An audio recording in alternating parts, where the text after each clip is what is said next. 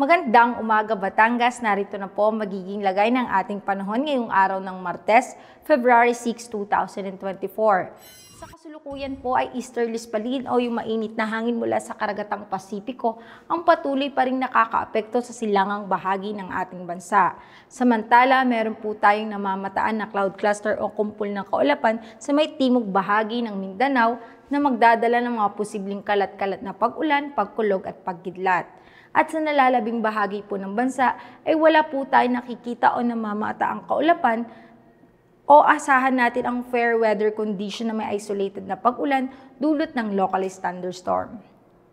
Para naman po sa probinsya ng Batangas ay makakaranas po tayo ng mainit at maalinsangang panahon papunta sa bahagyang maulap hanggang sa maulap na kalangitan na may mga tsansa ng kalat-kalat na pag-ulan, pagkulog at pagkidlat.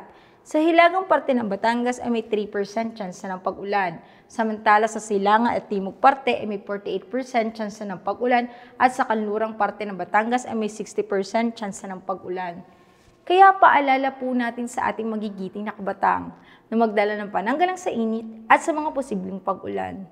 Ang magiging agwat ng temperatura ngayong araw ng Martes ay nasa pagitan ng 23 to 32 degrees Celsius. Si Haring Araw ay sumikat kaninang 6:22 ng umaga at lulubog mamayang 5:58 ng hapon.